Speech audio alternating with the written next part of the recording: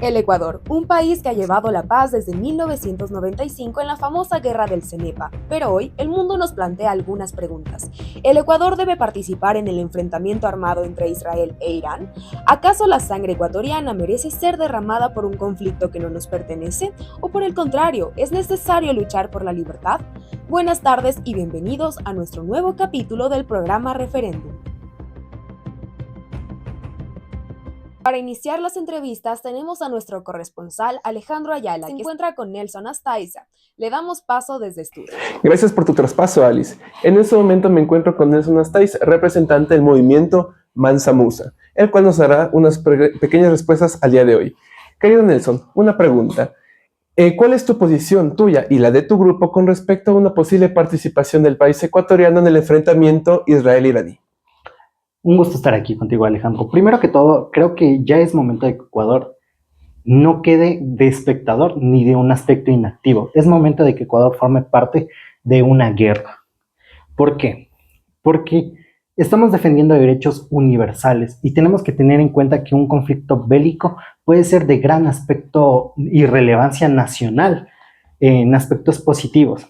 No solo estamos hablando de aspectos militares, de municiones, sino un campo económico totalmente amplio en el cual podemos nosotros formar parte y cosechar o trabajar en nuevas exportaciones comerciales que beneficien al país. Es un punto de quiebre económico que nosotros no debemos quedarnos quietos, sino formar parte de ello y obtener parte de este beneficio. Comprendo que tu punto es defendiendo un poco más en el enaltecer la imagen del país ecuatoriano, pero yo quería hacerte otra pregunta. ¿Qué hay con las posibles repercusiones que involucrar al país ecuatoriano tendría? Involucrar al país ecuatoriano en repercusiones podría haber muchas negativas al quedarnos quietos, al ser inmóviles. Realmente en aspectos como una guerra hay que potencializar aspectos económicos por sobre todo y beneficios económicos hacia el propio país y hacia los entes que controlan nuestro país. Es un punto de quiebre económico, nuevamente reitero este punto, porque nosotros lo estamos viendo desde un aspecto muy negativo y sí puede haber aspectos negativos de una guerra. Sin embargo, hay muchos aspectos económicos que pueden beneficiar al país y al defender derechos universales se nos pueden abrir cuentas internacionales con diferentes países y esto es un anclaje. Formar parte de una guerra abre puertas si lo analizamos desde un punto económico y sustancial. Entonces lo que me trata de decir es que es momento de que Ecuador sea visto por el mundo. Exactamente, es momento de que Ecuador forme parte de una verdadera intersección universal, por decirlo de esta manera, y que nosotros cosechemos los beneficios que puede traernos esta situación. Perfecto, muchas gracias por tu tiempo. A ti. Bien, ya sabemos cuál es la opinión del sector empresarial acerca de la participación del Ecuador en estos conflictos internacionales. Sin embargo, ahora es momento de ampliar la mirada. Contamos con la presencia de representantes de los medios de comunicación, quienes nos ayudarán a comprender de mejor manera el conflicto bélico entre Israel e Irán, sus causas, consecuencias y cómo podría impactar a nuestro país. Todo esto y más al volver del corte.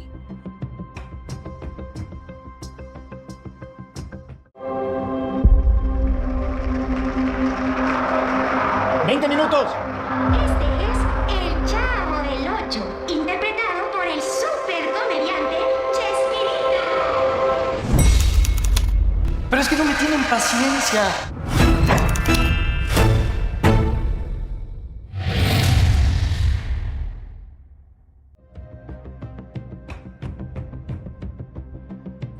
Gracias por seguir con nosotros. Ahora damos paso a nuestra corresponsal Noelia, quien se encuentra con Diego Betancourt, director de comunicación del diario Holmes. Gracias, querida Ali. En este momento me encuentro con Diego Betancourt, director del diario Holmes. Estimado Diego, desde la perspectiva de los medios de comunicación, ¿cómo se analiza la posible participación del Ecuador en el conflicto entre Israel e Irán? Bueno, estimada Noelia, creo que esto es algo muy importante y que debemos tomar en cuenta, debido a que Ecuador se enfrenta no solo de una manera física, sino política. En este caso, la guerra bélica implica que el Ecuador se someta a distintas fuerzas fuera del orden. En este caso, Estados Unidos y todo el conflicto bélico. Para nosotros creo que es importante como periodistas informar de manera adecuada, y en este caso Ecuador debe plantearse si esto va a ser beneficioso para ellos. Gracias, mi estimado Diego. Ahora, ¿cómo influye esto en la percepción de la ciudadanía? Bueno, hay que entender que los medios de comunicación funcionan de una manera diferente al distribuir la información. Nosotros utilizamos algo llamado agenda setting. Esta agenda se divide por jerarquía. La información más importante es la que se presenta primero. En este caso, el conflicto entre Irán e Israel es algo muy importante y relevante. Lo que necesitamos hacer, medios de comunicación, mantener la ética y responsabilidad, ya que lo que se dice, lo que se piensa, e incluso cómo nosotros comunicamos esto, puede influir en la percepción de la opinión pública. Eso, mi estimada Nora. Espero haber contestado tus preguntas. Muchas gracias. Muchas gracias, mi estimado Diego. Ahora regresamos con otro invitado. Hemos escuchado ya a representantes del sector empresarial, a comunicadores y periodistas, pero ahora es momento de escuchar a quienes viven el día a día, a quienes sienten en carne propia las decisiones que se toman. Adelante, Jeremy, es tu turno de contarnos sus historias. Gracias, Alice. Ahorita nos encontramos en el norte de la ciudad a realizar entrevistas a las personas para que nos den su punto de vista sobre la participación de Ecuador entre el conflicto de Irán e Israel. ¿Qué tal, chicos? ¿Cómo están? Hola, chicos. ¿Cómo están? ¿Qué estaban haciendo? Perdón si les incomodo. No sé si quieran ayudarme a hacer una entrevista. Sí, claro. Claro, sí, no hay problema. Bueno, primero que todo, ¿cómo se llaman? Bueno, mi nombre es Emily. Hola. Hola, yo soy Lenin. Hola, un gusto, chicos. Bueno, la entrevista se va a basar entre cuál es su postura entre el conflicto de Irán e Israel y la participación del Ecuador que puede tener. ¿Cuál es su postura? Bueno, desde mi punto de vista no estoy nada de acuerdo que Ecuador participe en este problema que es totalmente ajeno a nosotros, ya que Ecuador es catalogado como un país democrático en el tema de la gestión de la paz. Entonces, no creo que deberíamos de participar en algo que no nos compete. Además de que tenemos tantos problemas internos aquí mismo que deberíamos de afrontarlos, ya que tenemos déficit en problemas de salud, de educación, de tecnología, de seguridad. Entonces deberíamos de enfocarnos en resolver primero nuestros asuntos internos antes de ir a ayudar a otros países que la verdad ni entre ellos mismos lo resuelven y nosotros vamos a querer resolver algo que realmente no se puede. ¿Y ustedes creen que esta decisión podría afectar a las familias ecuatorianas? En realidad yo creo que sí. ¿Sabes? Actualmente Ecuador está pasando por una situación tan complicada, al menos en el tema de seguridad, que yo creo que intervenir en un conflicto como este ocasionaría más daño. Toma en cuenta, normalmente un ecuatoriano, un ciudadano ecuatoriano, no sabe en qué momento va a llegar a su casa, no sabe si va a llegar bien, en qué condiciones va a estar. Actualmente la educación, como ya lo mencionó Lenin, el tema de la seguridad, la salud, todo es decadente. ¿Por qué tiene que Ecuador formar parte de un conflicto que no le corresponde? Entonces, ¿en qué cabeza cabe? ¿Es necesario que se tomen medidas? Sí, pero para solucionar los problemas que tenemos dentro de nuestro país, porque existen muchísimos déficits y tenemos que arreglarlo. Lo que quiere el ecuatoriano hoy en día es vivir tranquilo, tener una vida en paz, sacar a su familia adelante. Pero intervenir en un conflicto que en realidad no tiene nada que ver con nosotros podría ocasionarnos más daño. Y en realidad eso no es lo que necesita Ecuador actualmente. Además, creo que deberíamos de aprender de Suiza, un país bello, rico, que no se mete en los problemas de absolutamente nadie. Y esto no ha sido un problema para ver su progreso. Es más, él es un referente de paz, de sostenibilidad y sobre todo de una excelente calidad de vida. Listo, eso ha sido todo en las entrevistas de hoy. Ahora, vamos con Alice al estudio.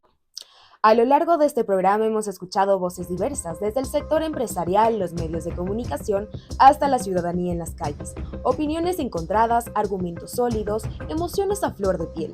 La pregunta sigue abierta.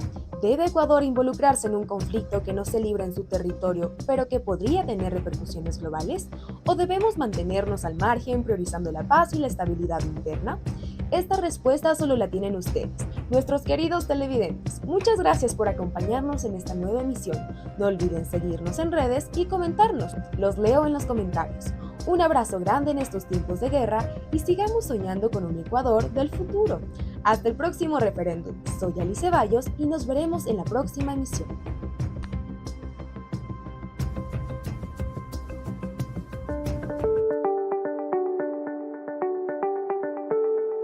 Hola a todos, hoy vamos a hablar sobre un tema fundamental para entender cómo se forma la opinión pública, la función de los medios de comunicación y la teoría de la agenda setting. Vivimos en una sociedad donde los acontecimientos son tantos y tan complejos que resulta imposible para una persona procesarlos todos. En este contexto, los medios cumplen un rol clave. Nos ofrecen una versión estructurada de la realidad. Como señala McCombs en 2006, los medios ofrecen una realidad de segunda mano, estructurada por la información que dan los periódicos y otros medios de comunicación.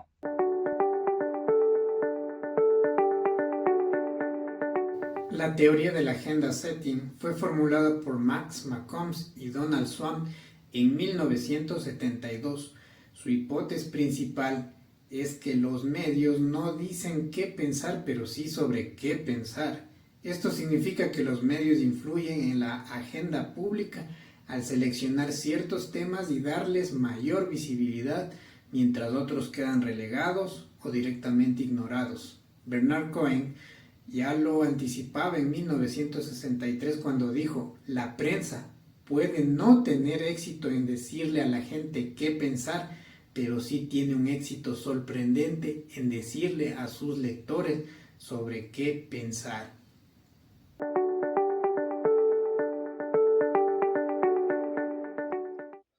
Los medios no son simples transmisores de información. Alperin afirma que no son simples testigos de lo que sucede, sino que contribuyen a una representación de la realidad. Este proceso se llama tematización y fue desarrollado por Niklas Luhmann. Él sostenía que los medios reducen la complejidad del mundo y al seleccionar ciertos temas y representarlos como relevantes para la sociedad. Mauro Wolf define la tematización como el procedimiento en el cual se pone un asunto en el centro de atención pública, subrayando la importancia y dotándolo como un significado simbólico.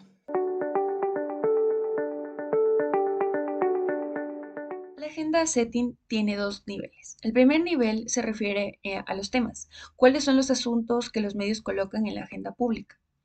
El segundo nivel, también llamado agenda de atributos, se enfoca en cómo se presentan estos temas. Este segundo nivel incluye dos dimensiones: la sustantiva, que destaca ciertos aspectos del tema, y también la afectiva, que evalúa el tono con el que se presenta, puede ser positivo, negativo o neutral. Como explican Esther y Jimson en 2003, tanto la selección del tema como la forma en que se presentan sus atributos juegan un rol poderoso en la fijación de la agenda.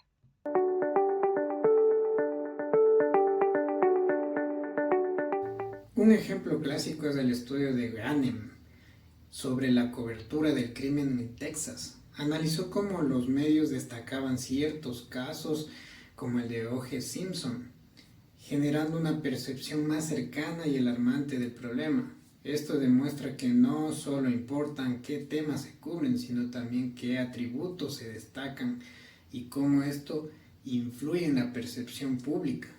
McCombs señala que estos atributos funcionan como argumentos convincentes, que moldean la forma en que el público entiende el tema.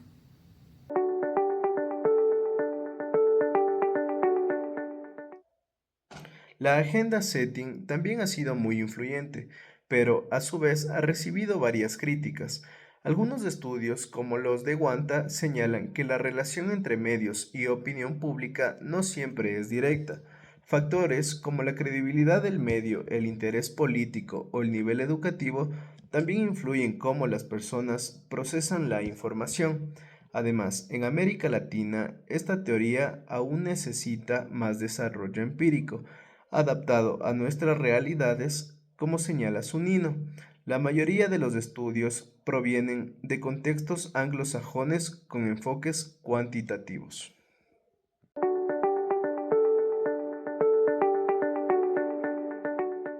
En resumen, los medios de comunicación tienen un papel en la construcción de la opinión pública. La teoría de la agenda setting nos ayuda a entender cómo se jerarquizan los temas y cómo eso influye en los pensamientos, que es importante. Pero también es necesario complementar esta teoría con otras perspectivas, como el framing o el indicing, para tener una visión más completa de la relación entre medios y sociedad. Muchas gracias por acompañarnos.